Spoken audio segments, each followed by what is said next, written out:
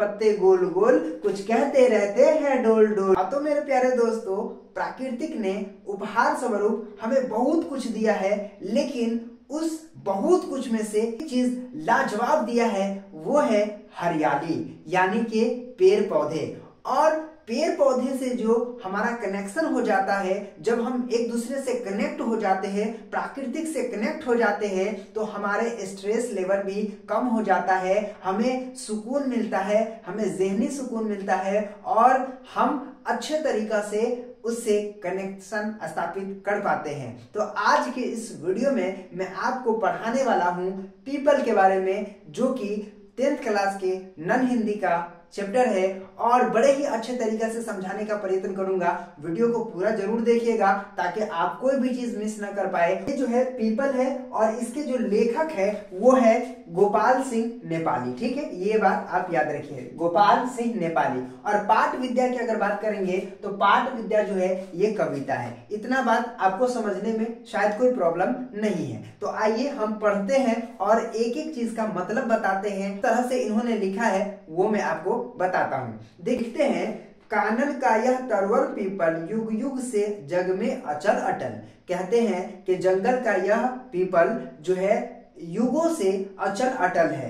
ऊपर विस्तृत नभ नील नील, नीचे वसुधा नदी झील, जामुन तमाल इमली करील। अब समझिए बात को। कहता है ऊपर नभ, ऊपर विस्तृत, ऊपर फैला हुआ है क्या चीज? आसमान। कैसा? नीला नीला। ठीक है। नीचे वसुधा, नीचे क्या है? धरती है, जिसमें क्या है? नदी है। ओके।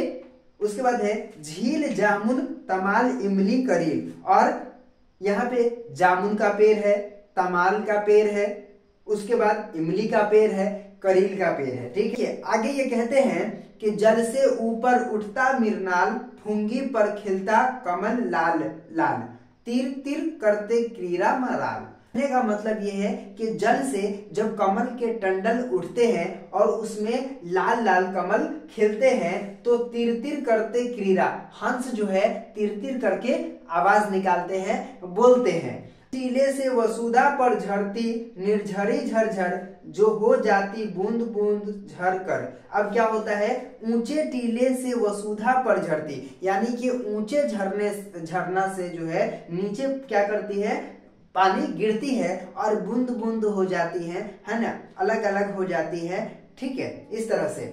उसके बाद है निर्झर के पास खड़ा पीपल, सुनता रहता कल कल छल छल। और निर्झर के पास यानी कि झरना के पास ये जो खड़ा पीपल सुनता रहता है कल कल छल छल, है ना। पल्लव हिलते ढल ढल ढल ढल, पत्ता जो है ढल ढल ढल ढल क्या होता है? हिलता रहता है।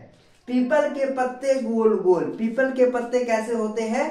गोल गोल होते हैं, कुछ कहते रहते डोल डोल। अब पीपल के पत्ते गोल गोल, कुछ कहते रहते हैं डोल डोल। ठीक है।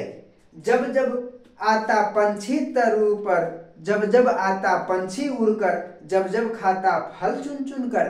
कहते हैं कि जब जब पंछी आता तरु पर, जब जब पंछी जो है पेड़ पे आते हैं और चुन चुन करके, है ना, फलों को चुन चुन करके क्या करते हैं? खाते हैं।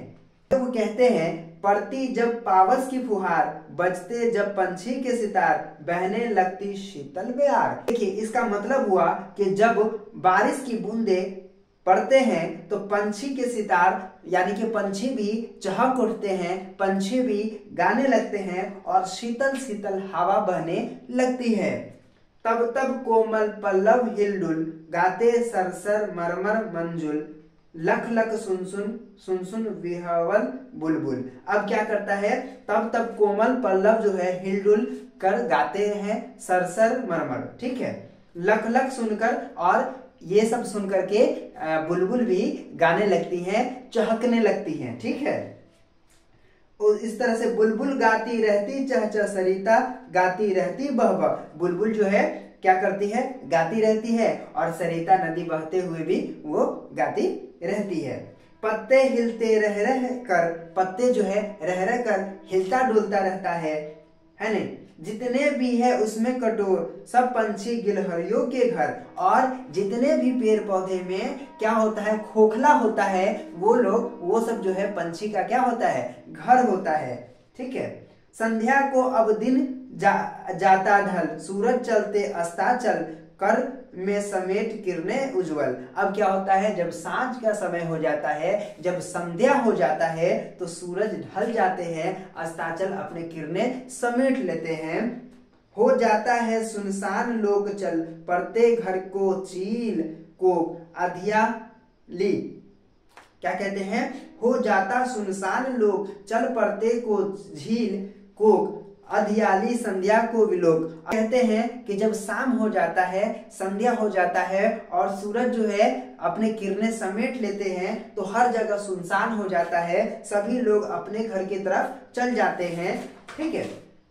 भर जाता कोटर कोटर, बस जाते पत्तों के घर, घर घर में आती नींद उतर, निंदा ही में होता प्रभात। अब क्या कहते हैं, देखिए सभी जानवर और सभी जो है पक्षी सब अपने अपने घर चले जाते हैं और घर घर में आती नींद उतर, और रात हो जाता है तो सभी को नींद आने लग जाता है, निंद्रा में ही होता प्रभात, और सभी लोग सो जाते हैं और निंद्रा में ही प्रभात हो जाता है, फिर सुबह हो जाता है।